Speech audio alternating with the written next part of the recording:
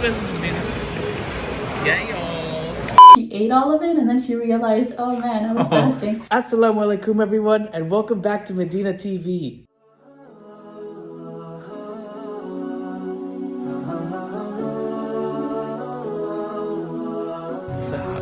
We gotta eat Pizza Hut.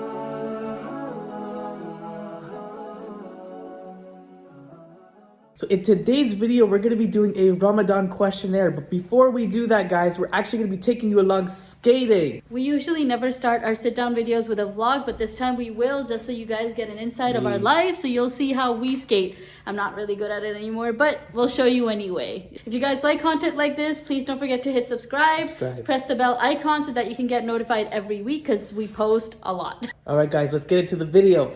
Of course, before every Medina TV trip anywhere, guys, it's always got to be an ice cap. We are here. So these are my shoes and these are his. Medina is now all laced up. Got her skates on. I've got my skates on. We're ready to go. All right, guys, here we are. Trying to skate and film at the same time. It's a little tricky because there's a lot of people here. She's right there. There's the Mubina. That's it, Mubina. You guys see my glasses fog up in here. We've only come here a few times, so we're still getting used to skating. I've done skating as I was a kid a little bit. Mubina not as much, but we're both trying to improve our technique and how to skate. So it's been a lot of fun. We've been coming almost every weekend here. This is Mubina. Yeah, y'all. Yeah, y'all.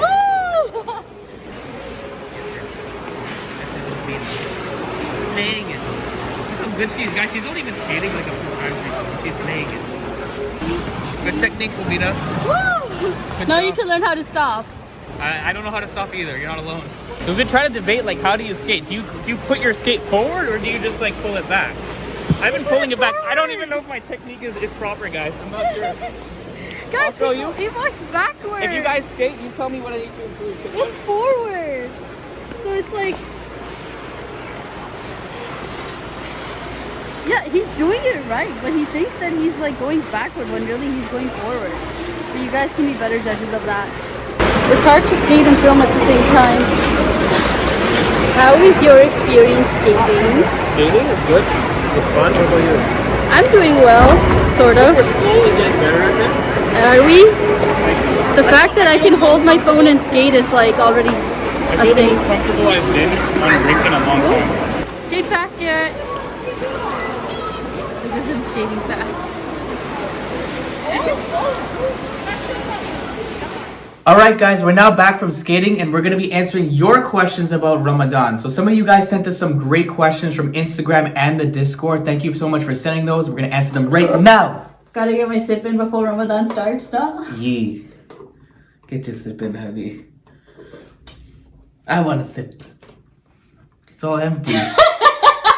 First question. What is the significance of Ramadan and why do we participate in it? So, there's a lot to say about Ramadan in general, but I'm just going to say the basics of it. According to the Quran, Ramadan has been ordained to us like it was ordained to the people before us. We'll have the verse somewhere on screen here so you can see it. So, it's an obligation upon us. It's actually one of the 5 pillars of Islam. That being said, the main significance of it is for us to have a reset. It's a 9th month in our lunar calendar, and it gives us a way to reset our mind, our body, our soul. Ramadan gives us a chance to go back to worshiping, to go back to being, our righteous selves, and then it kind of gives us practice for the rest of the year as well. A lot of people think that Ramadan is just about not eating food or drinking water or whatever, but that's not all it's about. It's more about like abstinence in general from all bad things that, we do around the year. So Ramadan gives us a chance to just leave all the bad habits. Before the periods of time where you do fast, what foods do you usually make or eat? Okay, so like sahur. So guys, if you're not familiar with these terms, so sahur is basically the meal that we have before we start fasting, and then iftar is the one that we have at night after we've fasted all day, haven't had any water or drink, and then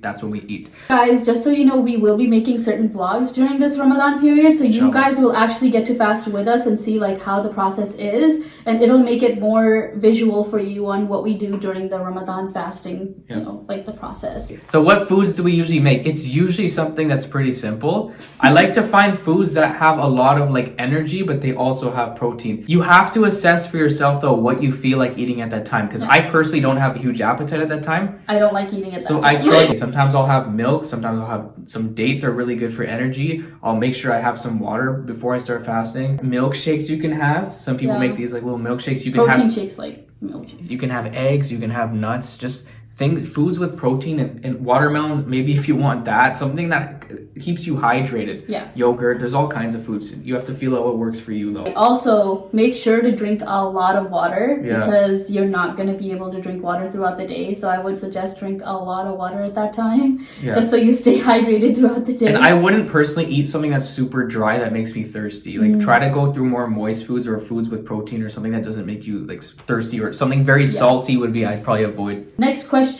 What kind of goals should I set during the month of Ramadan? Yes.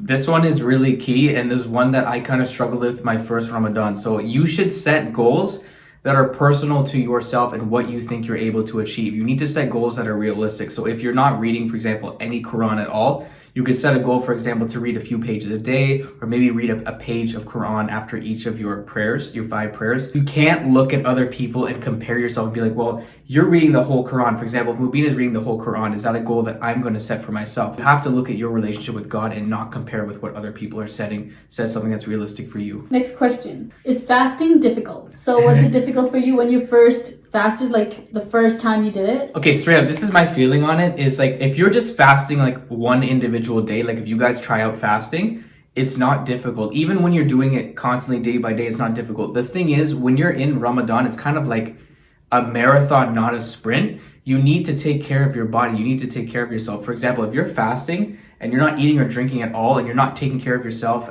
during iftar, for example, or not taking suhoor, and you're not sleeping well, that can kind of carry over to the next days. And on top of you not feeling too good, it can affect your worship. So you need to be taking care of your body during that time as well, so then you can take care of your spirituality.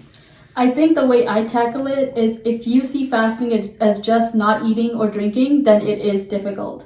But if you see fasting as a form of worship, as a way to like replenish your body and to like change your perspective on what fasting is, it's not difficult at all. Like for me, on normal days when I'm not eating food or drinking, like I'm not eating or drinking anything, I'm gonna feel so hungry. But I don't know what happens to me in Ramadan. I just don't get hungry. It's so weird. It's like it gives me some sort of weird strength that I can fast all day without feeling like, you know, I'm hungry or like I'm not drinking. Even if I miss suhoor, it doesn't make me feel that bad because I already feel like, you know, I'm doing this for the purpose of God. And that just, I feel like that added motivation just makes fasting a lot easier. So for example, a lot of people see us as Muslims, right? And they're like, well, how the heck do you guys fast? Or like, do you guys not drink the whole day? It's not that hard if you see it from our perspective, because our perspective, it's not just us staying away from food and drinks, right?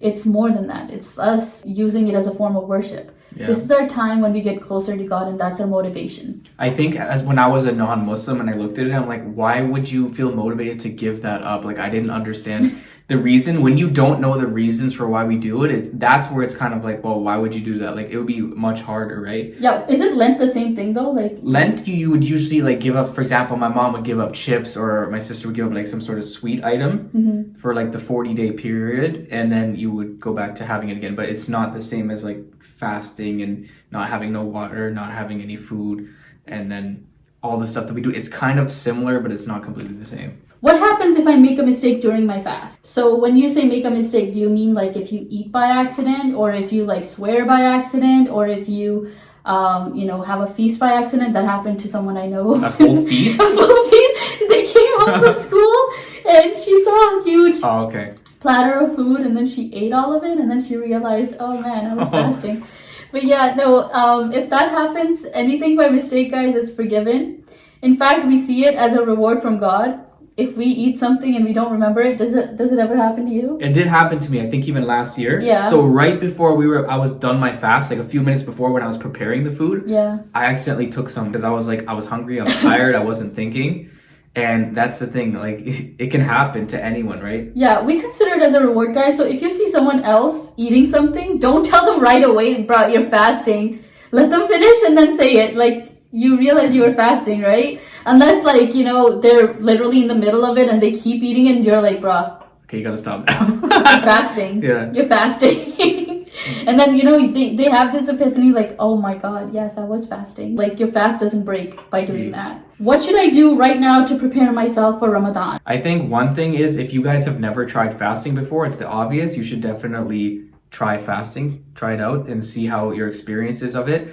Another thing is, some of you guys, if you have like maybe a medical condition or something, you should try to find out in advance if you're in a position to fast. Because a lot of you guys will message us, be like, hey, I have this condition. Am I able to fast? I'm like, you should talk to your doctor, talk with a scholar, get that sorted out first before. And another tip I would give is consider your sleep schedule during this time. Like I'm already planning, like, how am I going to sleep so then I can maximize, you know, my worship, and then make sure that I'm always up for like sahur, fajr, everything. Like always make sure that you're on time for everything. So just plan your schedule accordingly. Don't load up your schedule too much for the month of Ramadan. If you can help that, it's always good to make time to worship. But I want to add one more point, is that if you guys are not praying at all, start by, at least right now, just start by praying 1, and then gradually work up to 2, 3, 4 as the days go on. Start working up to what your goals, like if you have goals for Ramadan, start working on that right now, because it'll set you up to be more likely to achieve that goal. I think one tip I would give you guys for Ramadan and what to prepare for it is just to start getting the vibe of it. One thing I want to do this year is start decorating so that it kind of gives us like that whole vibe of Ramadan, and then you have like something you look forward to, and it just makes you more excited and makes you want to do it more. So I just want to create that vibe for us, like, you know, where we're just like, we're in it now. Try not to have a feast every day. That's something that a lot of people tend to do with Ramadan. Big iftars, and that's a huge thing. Okay, big iftars are fine, like, you know, once in a while. One of the points of fasting is that we can feel empathy towards those that don't have enough food or water. Are there specific foods or traditions that are made and done specifically for Ramadan? So I would say, culturally speaking, a lot of like in my culture, we have a lot of fried food. Yeah. A lot of fried food during iftar, and honestly at the end of Ramadan people end up gaining weight instead of losing weight. Yeah. It's like, did you even fast? Because a lot of people think we starve ourselves, but bro, you haven't seen our iftars. Like some of our iftars like are huge. But yeah, there aren't any real traditions. I mean, most of it is like, in terms of Islamic traditions, we're told to break our fast with dates. That's what we do. That's what sunnah is. If you're asking for the Islamic tradition, it's dates. Yeah, but like in terms of the foods that we actually tend to have, sometimes like Mubina will make samosas. She's even made like, you have all kinds of food. Sometimes we'll have biryani. Yeah. We have some Pakistani foods, and then you've even made for dessert. We've had malasades, which is like a Portuguese donut. Oh, so we used that a lot. It infused my culture with hers. It's kind of a memory. I hope that we can make. It's a perfect time to start making those again, I think. So you can make whatever foods you want. You just have to feel it out. But like for some of you guys, if you don't know how to make food and you need something to make, there's always foods like, for example, al-safa is good. You can just like heat it up and then eat it, which is easy for those who are students or whatnot. It depends if you have how much time you have to cook as well. First time I ever fasted, my experience. So I was like 6 years old the first time I ever fasted. And I didn't do it alone. My cousin, who was like almost 2 years younger than me, also fasted the same time as me. It was very interesting because I didn't like eating anyway. I was never a big eater. I didn't like eating food. So everyone thought that I would have it very easy, which I sort of did. But in Pakistan, it was very hot that day. And it was a little bit difficult because I was like, oh my God, I can't eat. But we had this huge celebration because in my culture, the first time a child fasts, to motivate them, we have this huge celebration. We get guests coming over, and then we get gifts, we get money. So basically, my first time fasting was a breeze because I got money and gifts at the end of the day, which was awesome. I would be completely honest, I don't even fully remember my first fast. Because I don't know if I did the fast before Ramadan or during, because I've done probably about 100 fasts already. So I don't remember what the first one was like. Do you remember it? I don't remember it. I don't think I was with you. She was aware of what I might have done it by myself at home. Yeah, I don't think I was with you. I feel like it wasn't the most memorable thing because I was probably at home and I probably made some food or something or had something to eat, or your mom made me spaghetti. I don't remember. Biggest misconception about fasting. I think we sort of covered this already, but one of the biggest misconceptions about fasting is that it's to starve yourself or to lose weight. One thing that some people say is that like we don't eat or drink at all. They think we just like do that the whole, like kind of like Oh starve yeah, yourself, like for a whole month, for not 30 eating days, don't anything. eat or drink, which is like impossible. Does fasting differ from season to season, like winter compared to summer? Yes, it does. But in Canada and some other countries, maybe, yes, it does differ. In Pakistan, suhoor and like iftar are basically at the same time all year round. Oh wow. Yeah, they're literally like the same all year round. But like in Canada, where we live right now, in winter, for example, our iftar happens at 4 or 5 p.m. versus like summers where it happens at like 8 to almost 9 p.m. Yeah, it's Sometimes ridiculous. 9:30 p.m. It was happening at that time. Yeah. But yeah, like it does differ in that regard, but not the way we fast. Like that doesn't change. Just the purpose doesn't change or anything. It's just the timing that differs. It's just less time fasting. It's just less time fast. But that fasting feels so fast. Well, fasting feels fast. Yeah. Fasting. That fasting feels so fast that it doesn't even feel like fasting. Like it doesn't feel like we really stopped ourselves from eating or drinking anything. Last question. What would you do if you are a revert and you don't have a community to fast with? How do you fast? How do you get that motivation? Man, that's tough. Yeah. I think it's really important if you have the opportunity to find a community. And the fortunate thing is you'll see more people on TikTok. When I first started being Muslim, there was not really this whole TikTok thing where all these creators were and all these Muslims were together. This is a really good way of, bringing people together. But one thing that we've actually started was we've created a Discord. If you guys haven't heard of it, we've had like about 6 people converting to Islam, alhamdulillah. So we have a lot of reverts in there who are going through Ramadan for the first time. So we're really excited about that. So if you guys want to join a community like our Discord, you're always welcome to do that. Or just like anything. Like if you can go to the mosque and meet people, that helps. People still get through it. You'll still get through it, but it's a lot more fun when you have a community around you doing the same thing. It's a lot more motivating. I found that when I was living on my own, I was by myself. It's like I kind of felt a bit alienated, isolated because I'm just doing this by myself. But when I was with you, I was with family, we had iftar together, it makes it a lot more fun. And that brings us to the end of our video. If you guys were able to stay this long in the video, type the word aglet in the comments. Aglet? What's aglet? Guys, aglet is that little tiny bit at the end of a shoelace. Not only did you learn a new word, but now you get to type it in our comments. I always wonder what that's called. Okay, fair enough. We hope you enjoyed this video. If you haven't subscribed to our channel already, please do so. We have a lot of content like this. And if you subscribed already, we love you so much. Yeah, we want to give a special shout out to all of our Discord members. Thank you guys for who have signed up through the Patreon. We really appreciate all your support. If you guys want to sign up for the Patreon and be part of our Discord community, be sure to click the link in the description. I'm also going to add it in the comments as well. Until next time, Assalamu alaikum.